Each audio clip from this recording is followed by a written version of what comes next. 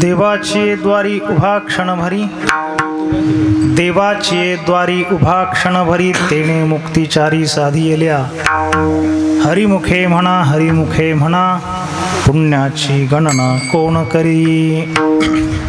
असोनी संसारी जिवे वेगू करी, वेदशास्त्र उभारी बाह्या सदा. हरिमुखे म्हणा, हरिमुखे म्हणा, पुण्याची गणना कोण करी. ज्ञानदेव म्हणे व्यासाची खुणा, द्वारकेचा राणा पांडवा घरी. हरिमुखे म्हणा, हरिमुखे म्हणा, पुण्याची गणना कोण करी. विठ्ठल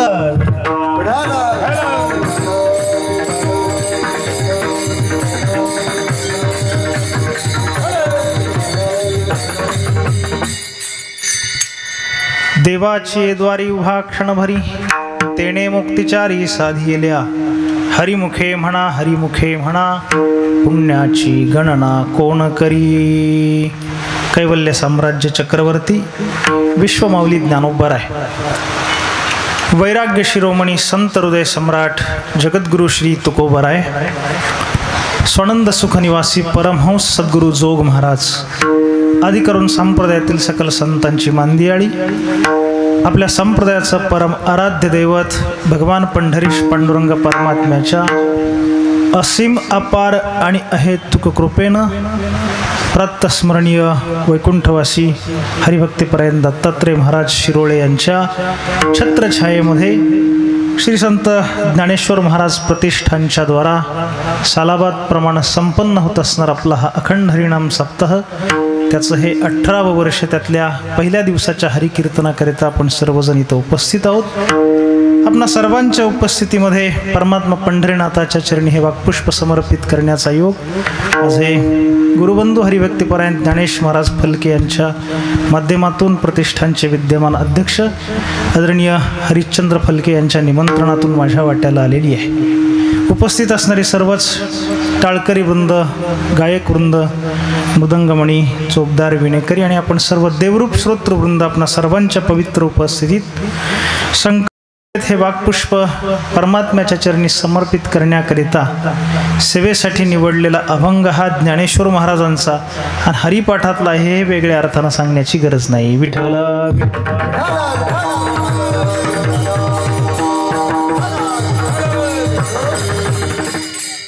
आपल्या या सप्ताहाचा हा पहिला दिवस आहे. 18 वर्षापासूनची आपली ही एक परंपरा या उत्सवाला इथं लाभलेली आहे. 2 दशकांचा प्रवास हळूहळू आता हे मंडळ आपलं या सप्ताहाच्या निमित्तानं पूर्ण करत आहे. तेव्हा हा उत्सवाचा पहिला दिवस आहे आणि काय वारकरी संप्रदायाच्या नियमांची एक घटना जर पाहिली तर त्यात काही नियम संतांनी आपल्या वचनांतून अर्थात अभंगाच्या द्वारा लिखित पद्धतीनं दिलेले आहेत, पण बरेचसे काही जे नियम आहेत तर ते अलिखित असणार आहेत. म्हणजे संप्रदायाची घटना काय तर ती अर्धी लिखित अर्धी अलिखित अशा पद्धतीची. आणि म्हणून त्या अलिखित नियमांपैकी काही नियमांचा विचार करायचा झाला तर उत्सवाचा प्रारंभ करत असताना पहिल्या दिवसाला मंगलाचरणाचा विचार कीर्तनकारानं आपल्या निरूपणात मांडावा. हा एक प्रघात वाडवडिलांनी घालून दिला आणि शक्य तिथपर्यंत आपल्याला जोपर्यंत पाळणं होते तोपर्यंत आपण पाळण्याचा प्रयत्न करूयात. बाकी गोष्टीवर न बोललेलं बरं आपल्यासारखे. तेव्हा उत्सवाच्या पहिल्या दिवसाला मंगलाचरणाचा विचार असावा. याकरता म्हणून परमात्म्याच्या एकतर नामाचा किंवा रूपाचा विचार सांगणारा अभंग कीर्तनाला घेण्याचा आपला प्रघात आहे. त्याला अनुसरून ज्ञानेश्वर महाराजांनी एक स्वतंत्र रीतीनं आपल्या ग्रंथसंपदेमध्ये नाम महात्म्य जे गायलं आणि वारकरी परंपरेमध्ये ज्याला संध्या म्हणून आपण ज्याच्याकडे पाहतो त्या हरिपाठाच्या प्रकरणातला हा अभंग आहे. विठ्ठल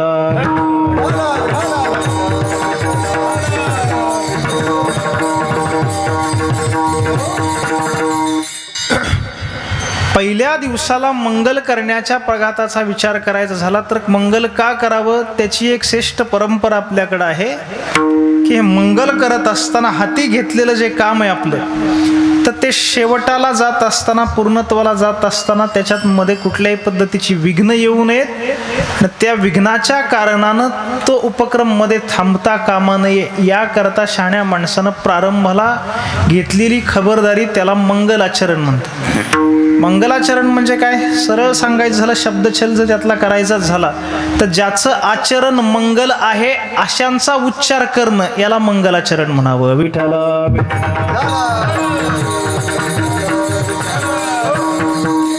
आपल्याकडे मांगल्याचा विचार करत असताना इथे आपण प्रवेशद्वारात जेव्हा येतो तेव्हा आतमध्ये पहिलं गणपती बाप्पाचं दर्शन आपल्याला होते.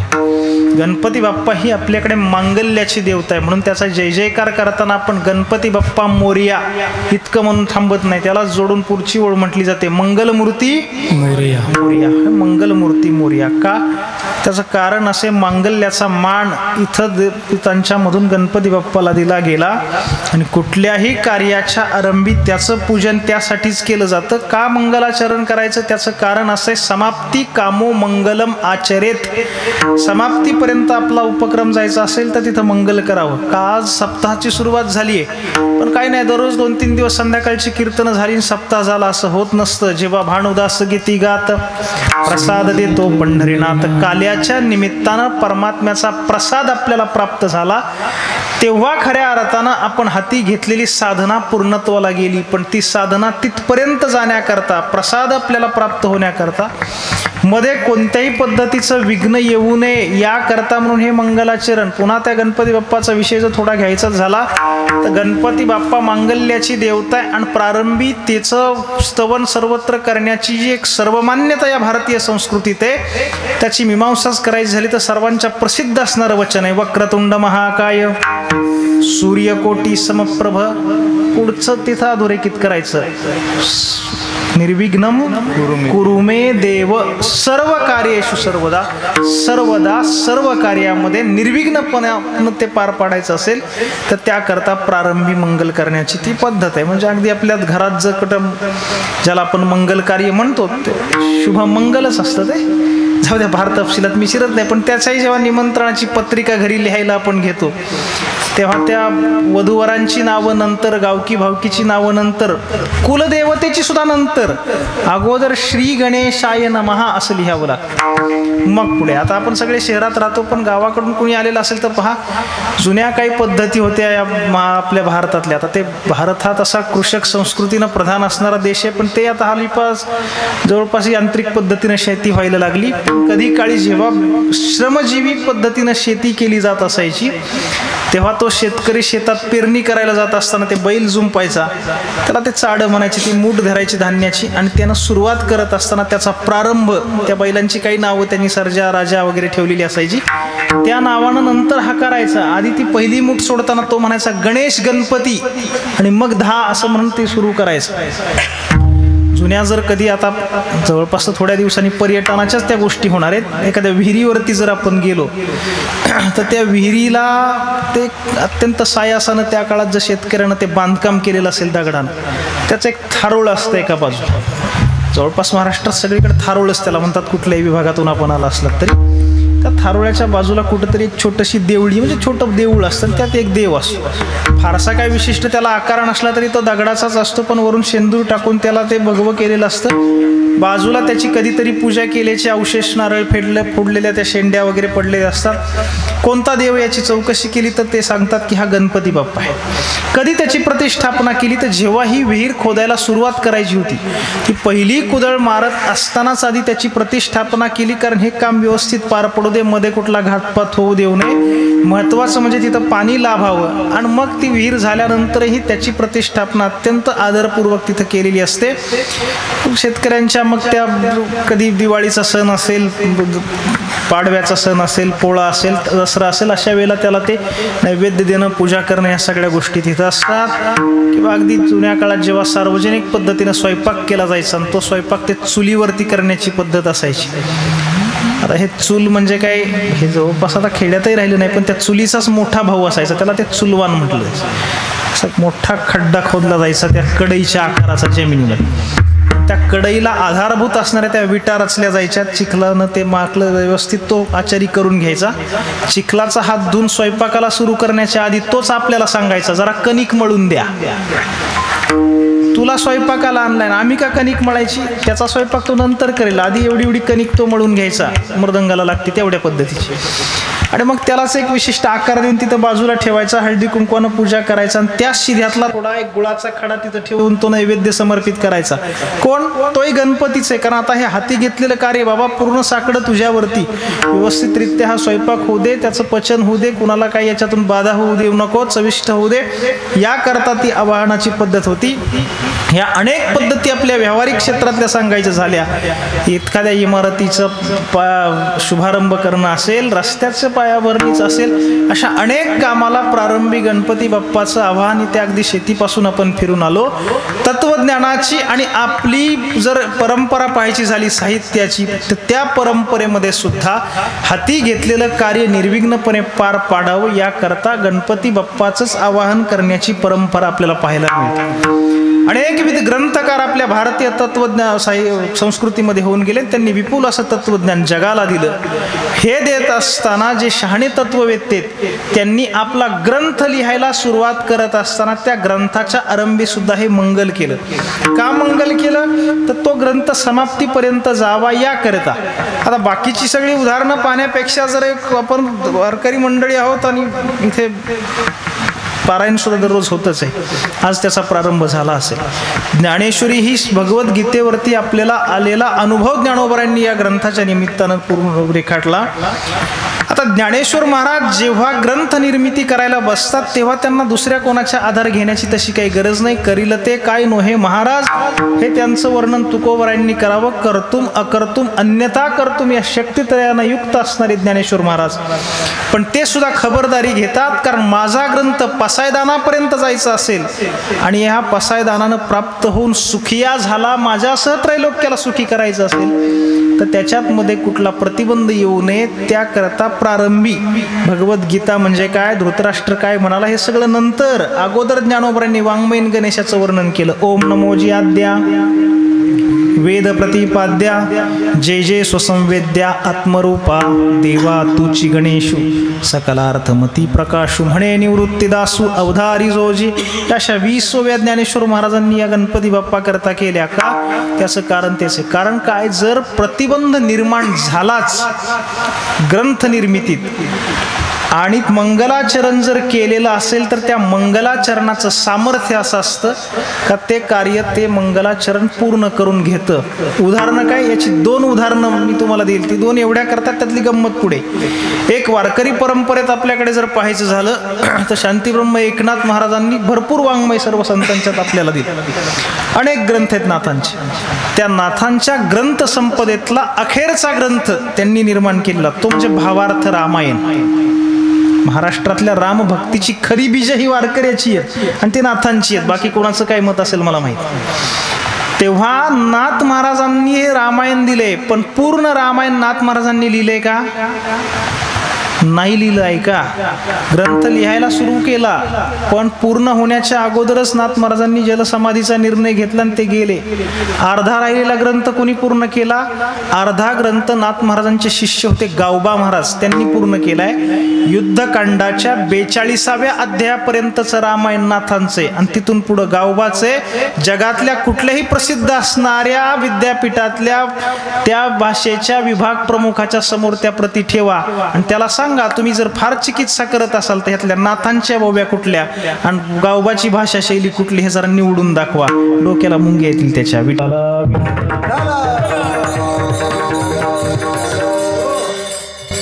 आता काय झालं, ग्रंथकर्त्यानं जगाचा निरोप ग्रंथाच्या अर्ध्यातच घेतला पण ग्रंथ अर्धा नाही झाला. ग्रंथ पूर्ण झाला. कुणी पूर्ण केला? ज्यांनी ग्रंथ सुरू केला होता त्यांच्या शिष्याने तो ग्रंथ पूर्ण केला. का? ते गेले तरी त्याची पुढची व्यवस्था झाली. हे सामर्थ्य मंगलाचरणाचं. आता एखाद्या वेळेला शिष्यच नसेल आणि ग्रंथ अर्धा राहिला, त्याची व्यवस्था. मंगलाचरणाचं सामर्थ्य हे असतं. ऐका, भारतीय परंपरेत याच्या विरुद्ध दुसरं उदाहरण आहे. गुरुजींचं अर्ध राहिलेलं काम शिष्यानं पूर्ण केलं, हे नाथांचं आणि गावबाचं उदाहरण झालं. पण पंचदशी नावाचा भारतीय तत्वज्ञानातला एक वेदांताचा प्रसिद्ध ग्रंथ आहे. विद्या अरण्य स्वामींनी हे त्या ग्रंथाचे कर्तेत. त्यांनी ग्रंथ लिहायला घेतला आणि ग्रंथ अर्ध्यात गेला आणि त्यांचं देहावसान झालं. ग्रंथ अर्धा राहिला का? नाही, पूर्ण झाला. कुणी पूर्ण केला? नाथांकडे शिष्य होते, विद्यारण्यांचे शिष्य ग्रंथ करणे एवढे नव्हते, त्यांचा ग्रंथ कुणी केला. प्रवास असा उलटाही आहे, शिष्याचा राहिलेला अर्धा ग्रंथ त्यांच्या गुरूंनी पूर्ण केला आहे. विठ्ठला म्हणून भावार्थ रामायण अर्ध राहिलं तर शिष्य पूर्ण करतो, पंचदशी अर्धी राहिली तर ग्रंथकर्त्याचे गुरु पूर्ण करतात, पण काम थांबत नाही. हे सामर्थ्य मंगलाचरणाचं. या उलट मंगलाचरण नाही केलं तर काय होईल, हा जर कोणाचा प्रश्न असेल तर त्यालाही एक गमतीनं उदाहरण सांगितलं जातं परंपरेनं. ऐकलं असेल आपण, पण पुन्हा ऐकाच. आता मला सांगण्यासाठीच तुम्ही उभं केलं. ते उदाहरण असं आहे. आता काय, हे ज्ञान जतन करण्याच्या दोन पद्धती, एक मौखिक आणि दुसरी लिखित. लिखित म्हणजे जेव्हा गुरुजी काही शिकवत असतात तर ते शिकवलेलं लिहून घेणं महत्त्वाचं, आणि ते लिहून घेऊन ते स्मरणात ठेवणं, वाचायचं, घोकायचं, पाठ करायचं. या पद्धतीनं हा जो प्रवास असतो ही तत्वज्ञानाची लिखित परंपरा आहे. पण दुसरा एक भाग असा आहे, तिथं लिहिण्याची तुम्हाला परवानगी नसते. त्यांच्याकडून ऐकलेलं फक्त कानात ऐकायचं, ऐकूनच घोकायचं, तिथं लिहिण्याची परवानगी नसते. आणि काही गोष्टी अशा आहेत त्या कुणापुढे तरी बसून त्यांच्या मुखातून आल्या आणि त्यांच्या मागे जर तुम्ही म्हटल्या तरच त्या अक्षरांची कृपा तुमच्यावर होते आणि तुम्हाला ते वाचता येतं. फार मोठ्या तुमच्याकडे पदव्या आहेत आणि त्या समजा फाईल मधल्या कोणाला दिसत नसतील म्हणून गळ्यात बांधून जरी तुम्ही फिरलात की इतक्या पदव्या मिळवलेल्या आहेत आणि म्हणून मला फार अक्षरांची ओळख आहे, काही नाही. साधं श्रीमद भागवत किंवा भगवद्गीता हातात घ्या आणि फार तुम्ही पदव्या मिळवलेल्या आहेत म्हणून ते सरळ वाचून दाखवा. त्या शिक्षणाचा आणि त्या अक्षरांच्या वाचनाचा काही एक संबंध नाही.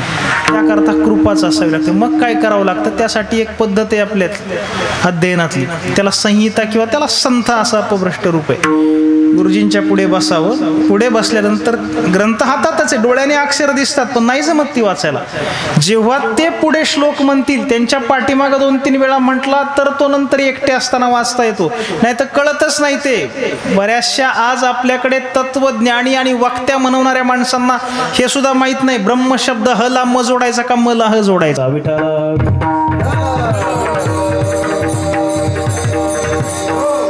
जाऊ द्या, अशा विद्वानांचा द्या विचार सोडून आपण आपल्या पुरतं बघूयात काय.